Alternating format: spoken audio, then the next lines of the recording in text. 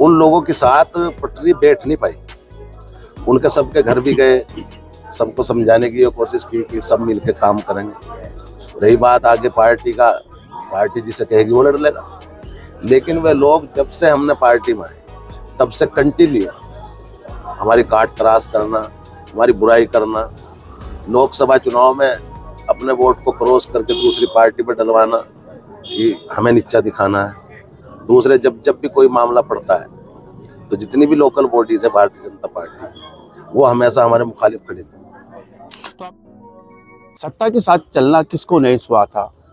आखिर क्या वजह हो सकती है कि सत्ता के साथ हाथ मिलाने के बाद 24 माह भी नहीं बीते थे, अलविदा बोल दिया, अलविदा सत्ता। मैं बात कर रहा हूँ ननौत्ता के चेयरमैन प्रतिनिधि अफजाल खान की, जिन्होंने लोकसभा चुनाव से पहले भाजपा से हाथ मिलाया और भाजपा की सरकार बन जाती है। लोकसभा चुनाव में काफ़ी मेहनत उन्होंने की है, लेकिन आखिर वजह क्या हो सकती है कि 24 माह भी पूरे ना हो पाए थे, यानी मैं कहूँ कि 2 साल भी पूरे न कर पाए और सत्ता को अलविदा बोल दिया। अफजाल खान हमारे साथ में है, बात करेंगे, चर्चा करेंगे, इस बात को जानने का पूरा प्रयास करेंगे। आखिर सत्ता का मोह जो सभी को रहता है, आपको सत्ता क्यों मोहित नहीं कर पाई, वजह क्या रही जो अलविदा सत्ता बोल दिया आपने? भाजपा को अलविदा बोलकर आप आज़ाद समाज पार्टी का पट्टा गले में पहना है और उसको पहनाया है चंद्रशेखर आज़ाद ने, जो राष्ट्रीय अध्यक्ष है आज़ाद समाज पार्टी के। जी अफजाल खान, आपका जेडीयू में बहुत बहुत स्वागत है। जी जी, धन्यवाद बहुत बहुत। कारण क्या रहा है, मोह नहीं कर पाए सत्ता का, छोड़ दी, या वो चीजें नहीं मिल पाई जिसको आप सत्ता के नजदीक गए थे? भाजपा सत्ता में है, जी जी, क्या वो चीजें अपेक्षाएं पूरी नहीं हुई? आप तो जो है हमेशा कभी समाजवादी में चले जाते हो, जब समाजवादी की सरकार होती है, अब भाजपा में आ गए थे, लोगों को लगने लगता है यार चेयरमैन साहब जो है ना कुछ वो आदमी है जो हमेशा जो है सत्ता के इर्द गिर्द घूमते रहते हैं। ऐसा है, देखो मैं आपको बताऊंगा कि हम निर्दलीय चुनाव लड़े थे। उससे पहले मान लो बहुजन समाज पार्टी में थे, तो बहुजन समाज पार्टी का जो टिकट वितरण का मामला आपको पता ही है सारा। जब वहाँ उन्होंने हमें टिकट नहीं दिया, लेकिन हमने जी हारने के बाद भी मान लो तैयारी कर रखी थी पूरी। 5-6 साल लोगों में मेहनत की, टिकट नहीं मिला तो निर्दलीय लड़ गए। निर्दलीय लड़ने के बाद अब चाहे वो सपा के नेता हों, चाहे बसपा के नेता हों, सब ने हमारे यहाँ मुखालफत करने का काम किया था। लेकिन निर्दलीय चुनाव जनता के सहयोग से, ऊपर वाले की मदद से जीत मिली। तो उसके बाद जब से यही विचार मंथन किया कि भाई कहाँ जाएं, क्या करें, तो जो काउंटिंग वाला मैटर है, जिस दिन काउंटिंग हो रही थी तो उस दिन जो तत्कालीन अधिकारी थे उस टाइम, तो वे धन बल के लालच में आके रिजल्ट को चेंज करना चाह रहे थे, प्रभावित करना चाह रहे थे। तो भारतीय जनता पार्टी के लोगों ने हमारी मदद की, और मदद क्या कि उन्होंने जायज बात कही कि भाई जो जीत रहा है उसको जिताओ, चाहे कोई निर्दलीय है चाहे कोई मान लो है। लेकिन वहाँ भाजपा नहीं जीत रही थी, तो जिसको सही था उसको बोला जाए, सही भाजपा था, क्यों नहीं उन्होंने आप करवाने का काम किया। कौन लोग थे वो? भाई मान लो क्षेत्रीय विधायक जी भी हैं, मंत्री जी हैं, जसवंत सैनी जी। तो इन लोगों ने सही निर्णय लिया। तो अब अगर कोई किसी पे एहसान करता है तो एहसान का बदला भी उतारना चाहिए। हमने उनसे कहा कि हम आपके साथ, आपने बहुत अच्छी हमारी मान लो सहयोग किया, इंसाफ का काम किया, तो हम आपके साथ रहेंगे। लेकिन वे सब लोग तो ठीक हैं, लेकिन जो लोकल की मान लो लोकल की बॉडीज हैं, अब सियासत आगे भी करनी, तो उन लोगों के साथ पटरी बैठ नहीं पाई। उनके सबके घर भी गए, सबको समझाने की कोशिश की कि सब मिलके काम करेंगे। रही बात आगे पार्टी का, पार्टी जिसे कहेगी वो लड़ लेगा। लेकिन वे लोग जब से हमने पार्टी में आए तब से कंटिन्यू हमारी काट तराश करना, हमारी बुराई करना, लोकसभा चुनाव में अपने वोट को क्रॉस करके दूसरी पार्टी पर डलवाना कि हमें नीचा दिखाना है। दूसरे जब जब भी कोई मामला पड़ता है तो जितनी भी लोकल बॉडीज है भारतीय जनता पार्टी, वो हमेशा हमारे मुखालिफ खड़ी है। तो आप तो सीधा आरोप लगा रहे हैं अपने स्थानीय नेताओं पे जो भारतीय जनता पार्टी से जुड़े हैं, यहाँ तक कह रहे हैं कि जो उन्होंने वोट क्रॉस करा दिया लोकसभा चुनाव में। तो रिजल्ट यानी कि अफजाल तो जो ईमानदारी से वोट डलवा रहा था, और जो भाजपा के पुराने नेता है वो वोट क्रॉस करा के किसी और को डलवा रहे थे। ऐसे कौन से नेता वो है? सबको पता है, सबको पता है कि नहीं, ये भी जानना चाह रहे हैं ना, हमारे साथ में दर्शक जुड़े हुए हैं, आपको जानना चाह रहे हैं ना। जो लोकल बॉडीज है सबको पता है कि नाम नहीं यहाँ बताएंगे। भारतीय जनता पार्टी को यहाँ 4,4200 वोट मिलते थे। हमने पूरा भरसक प्रयास किया कस्बे में से कि ज्यादा से ज्यादा वोट मिले, लेकिन जो पहला वोट है उन्होंने वही क्रॉस करवा के अब मान लो 3200 ही वोट मिल पाए। अब मैं ये कह रहा हूँ कि मेरा या मेरे कार्यकर्ताओं का 500 कार्यकर्ताओं की फौज है मेरे पास कस्बे में, मैं निर्दलीय उन्हीं के दम पे जीता था। तो उन सब का कहना है कि हमने सबने वोट दिया, तो यानी जब उन्होंने वोट दिया तो पहले वाला वोट सरक गया। तो मतलब वे मुझे नीचा दिखाने के लिए इस हद तक चले गए। अब वो तो चलो, जिस दिन समीक्षा हुई थी मैंने जब भी कहा था, उन नेताओं को अब भी कहना चाहता हूँ कि अगर कहीं पार्टी में रहो तो ईमानदारी के साथ, कभी भी मान लो किसी भी पार्टी के साथ धोखा नहीं करना चाहिए। और मैं इस चीज़ को भी मानता हूँ कि मैंने पार्टियाँ बदली, लेकिन जिस भी पार्टी में रहा उसमें खुलेआम रहा, हमेशा दिल से उस पार्टी की मदद की, और कभी कोई छल कपट धोखे वाली राजनीति नहीं। कारण क्या है कि यह मुखालफत अफजाल, हमेशा आप बता रहे हैं कि जब से मैं भारतीय जनता पार्टी में आया हूँ तो मुखालफत अफजाल रहा है यहाँ पे, कारण क्या है इसका? या तो भाई उनका कुछ लालच अपना क्या है वो हमें पता नहीं, या अगले चुनाव के बारे में सोच रहे, या मैं मुसलमान हूँ इस वजह से क्या नाम मान लो हजम नहीं हुआ, तो कोई भी कारण हो तो कारण वही बता सकते। तो क्या मानते हैं कि जब मुसलमान हजम होता है नहीं भाजपा में? आप तो ये कहना चाह रहे, सीधी सी बात है। मैं तो भाजपा ने तो कर लिया था, मैं तो जो स्थानीय नेता हैं उनकी बात कर रहा हूँ। आसान किसका था? एहसान तो मान लो भाई विधायक जी का या मंत्री जी का। उन्होंने हजम कर लिया था, आपको एक्सेप्ट कर लिया था, हाँ उन्होंने तो हजम किया और आसान उतार दिया उनका, चाहे इस 10-15 महीने रह गए। अब कहाँ तक मान लो उस चीज का उत्पीड़न से, हर जगह लोकल स्तर पे हर मामले में भारतीय जनता पार्टी के जो नेता हैं हमारे सामने खड़े। उत्पीड़न हुआ आपका? हाँ जी, उत्पीड़न हुआ। कैसा?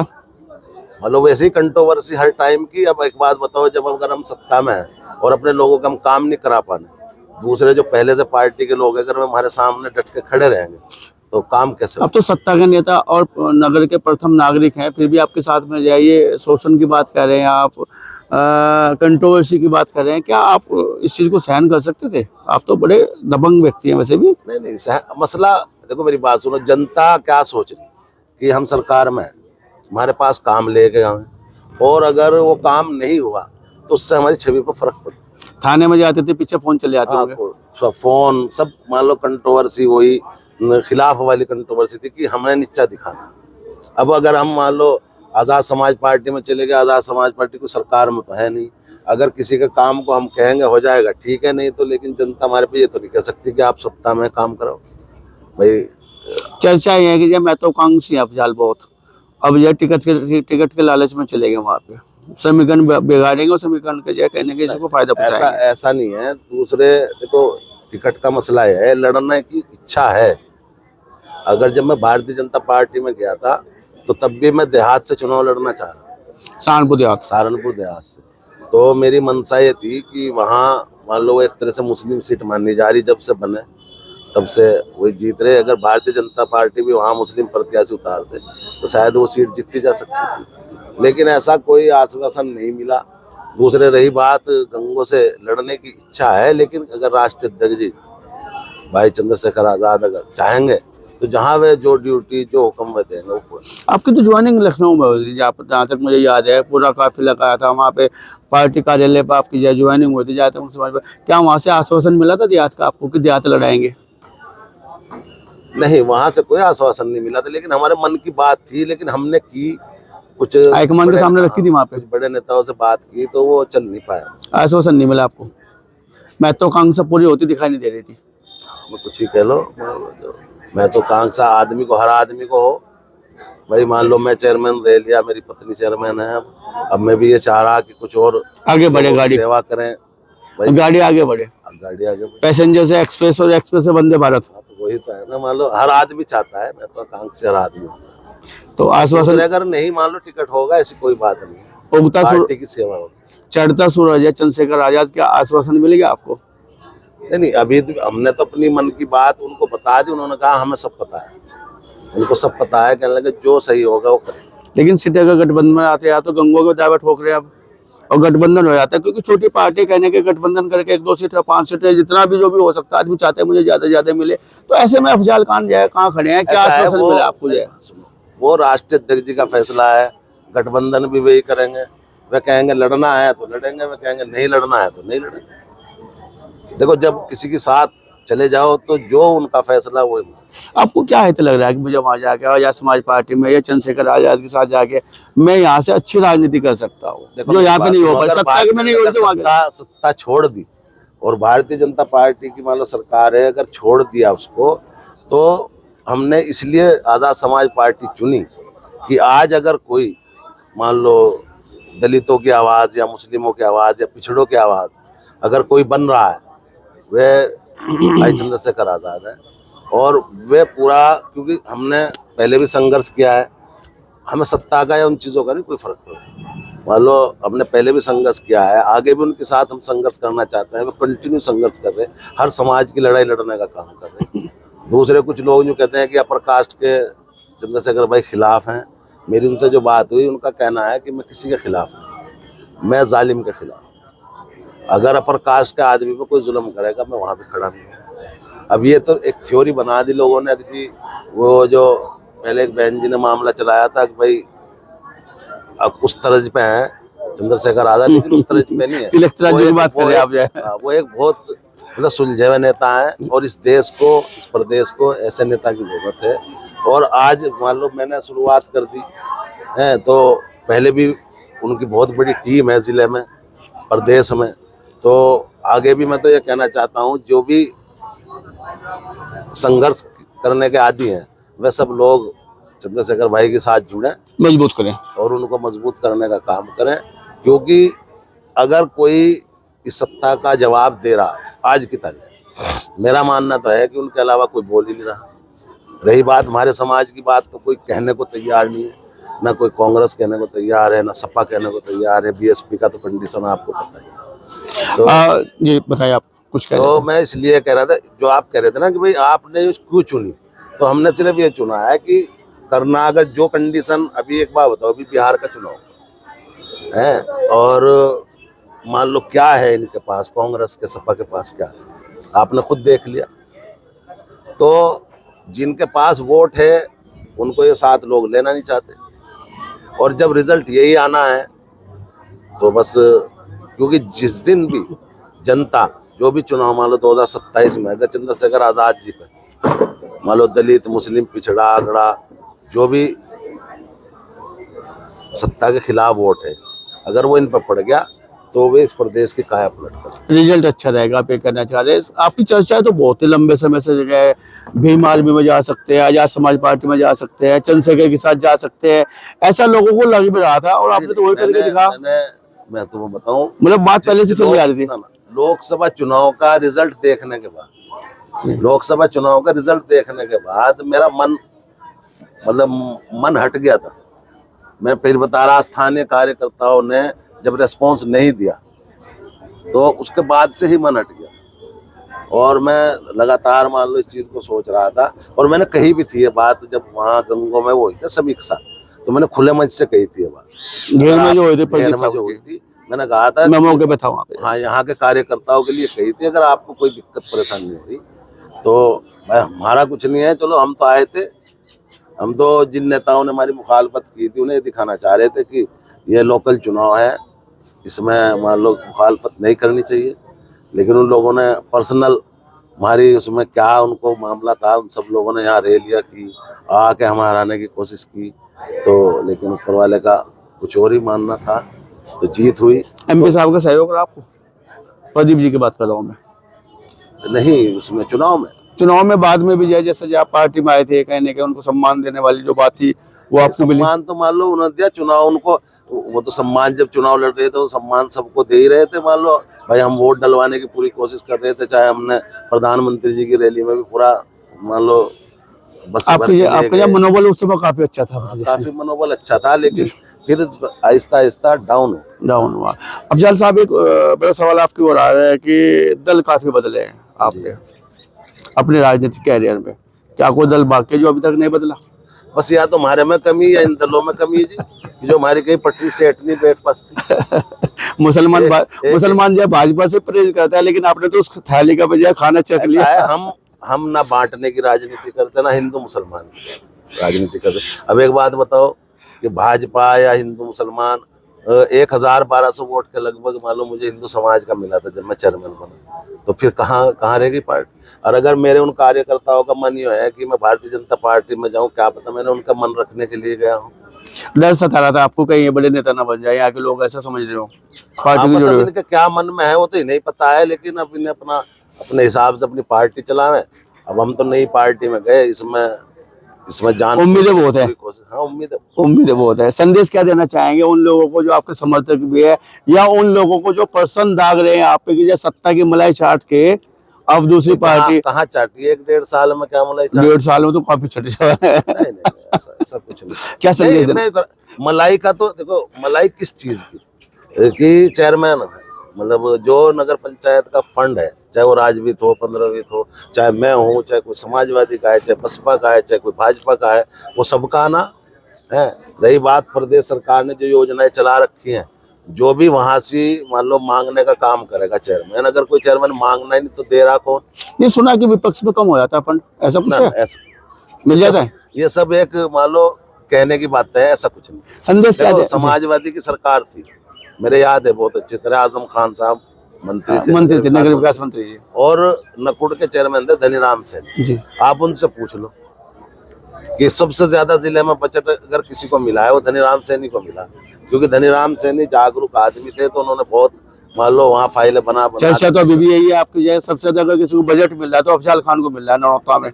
मैं यूँ कह रहा हूँ, सरकार से अगर आप अपनी डिमांड रखोगे वहाँ पार्टी कोई नहीं देखी जाती। ये तो एक मिथ चला रखा लोगों ने कि भाई क्या नाम जो सत्ता में होगा उसको योजना मिलेगी।